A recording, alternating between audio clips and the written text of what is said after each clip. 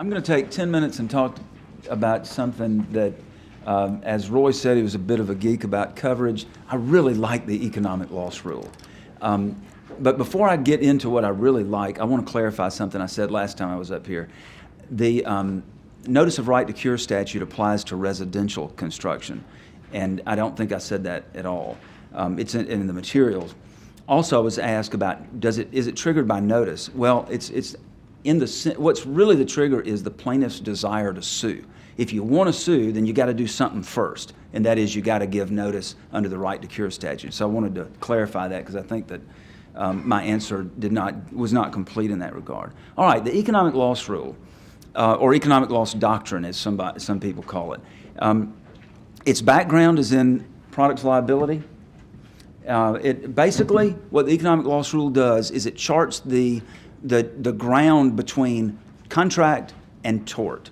And in 1965 in California, the first case came out that really squarely dealt with this. And then North Carolina dealt with it in 1978, and the U.S. Supreme Court dealt with it in 86, and then again in another very famous case in about 88. And South Carolina dealt with it in 89. And essentially, what it does is it says that we're going to treat people like adults. We're going to respect their ability to make an agreement, a contract. And so we're not going to let people run around that contract and sue somebody in tort with wide open damages when these two people have made a deal.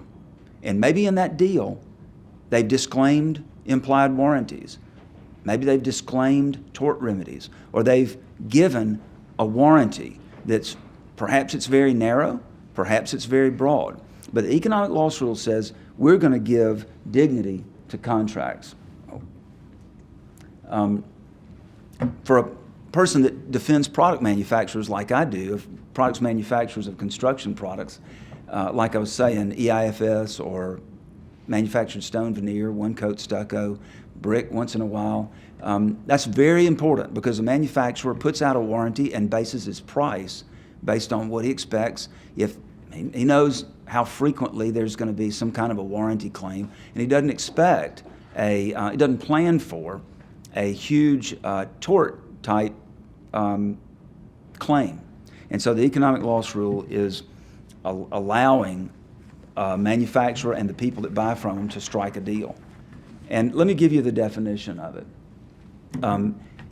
I will say this, it's an elusive concept because it changes from state to state. The short version is what I've labeled as typical. Purely economic losses are not recoverable in tort in the absence of personal injury or damage to other property. And every word of that matters. But there's another definition that really kind of lays it out in a way that you can understand it, maybe perhaps a little bit better. And I want to work through this in my few minutes that I've got. This is a New York definition. And I'm working on a case right now that's in New York for a manufactured stone veneer manufacturer. The 400-unit apartment complex got mold in it. All the tenants were evicted. They tore off all the exterior cladding. The cost to repair was $36 million. The lost rent was $15 million. The people that got evicted sued them in a class action, and they paid $14 million to settle the class action. Attorney's fees by big firms with high rates, and a 9% prejudgment interest rate. So now that the case is 5 years and 3 months old, the damages are $101 million with a $14,000 per diem. So you can imagine that the manufacturer is saying, economic loss rule, protect me. And so that manufacturer got sued for implied and express warranty violations and for tort. So we use this definition, and let's work through it. Tort recovery in strict products liability and negligence, which is what they got sued for, against a manufacturer, which a stone manufacturer is not available to a downstream purchaser. Here, the chain of distribution was owner hires a GC hires a sub buys material from a distributor buys it from a manufacturer. So the manufacturer is a downstream purchaser, where the claimed losses, these losses, which are my building is rotting down to the foundations, flow from damage to the property. That's the property. That is the subject of the contract. Now, this is where it gets tricky. What is the contract? My position is it's what the buyer bought. The owner bought an apartment complex. That's what the contract was. Plaintiff's position is, the contract is what the seller sold between you and the distributor. Well, I moved for summary judgment on that. I won on the implied and express warranty, and they granted it. But the trial judge denied it on the economic loss rule. Fortunately, New York has got interlocutory appeals. So both sides appealed, and in December, court issued its order affirming the summary judgment on the implied and express warranty and reversing, saying, trial judge, you should have granted summary judgment on the economic loss rule, and applied this definition and said what you do is you look to what the buyer bought, not what the seller sold.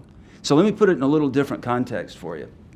Let's say that you've got a car, and it's got a carburetor, and the carburetor malfunctions and it catches fire and it burns up the car. And inside the car, you've got a laptop computer. And so the owner of the car wants to bring a suit against the car manufacturer. Do you win? What do you win, if anything? Well, the way that would come out in most states, including South Carolina, including North Carolina, is there would be no recovery against the manufacturer of the car for the car. But as you can see, the rest of this definition says that is the subject of the contract and personal injury is not alleged or at issue.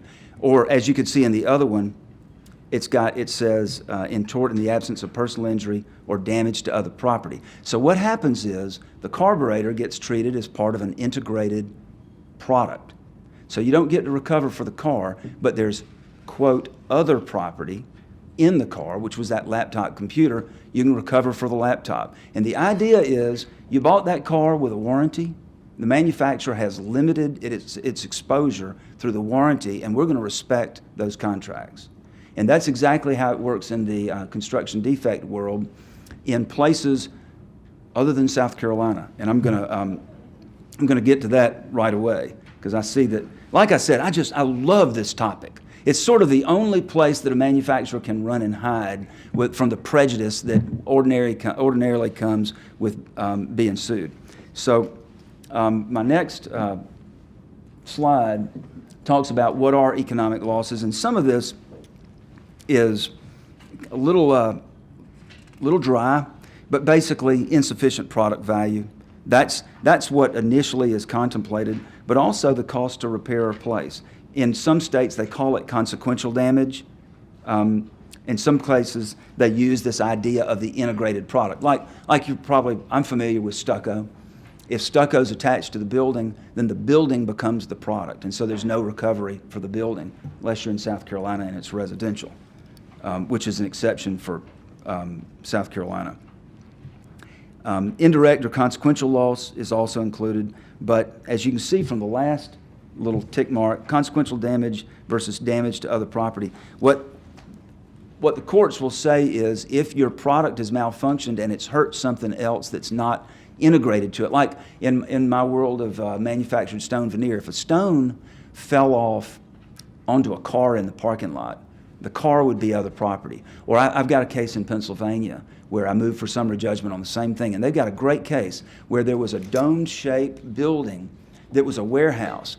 And when it collapsed, they sued the manufacturer, and the court said, well, the snow made it collapse. The snow fell on the contents of the building. The contents are other property, but the building, the tort action is barred on the building. So that's how the other property exception works. The other exception that's in there is personal injury.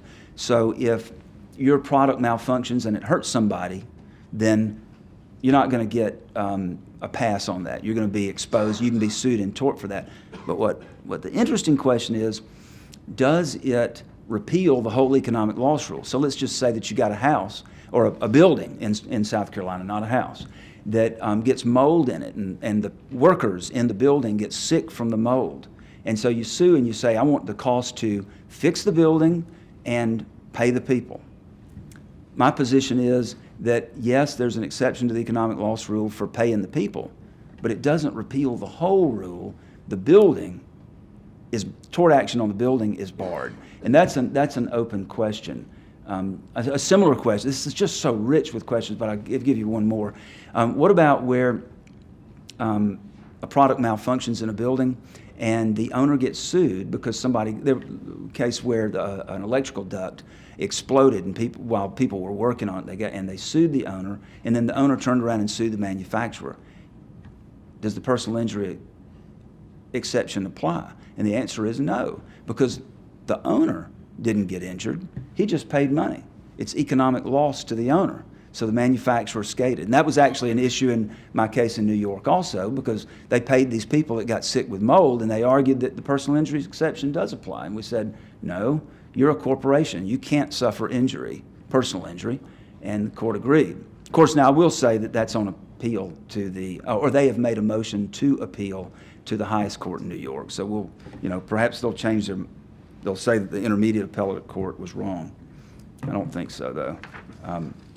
Okay, my next slide talked about the personal injury exception, and I've got a little ahead of myself, and I dealt with the exceptions and the kind of the open issues. And then the next one is the other property exception. And, I know that in the insurance world, as you're dealing with coverage, sometimes you get into other property issues, and these are not the same.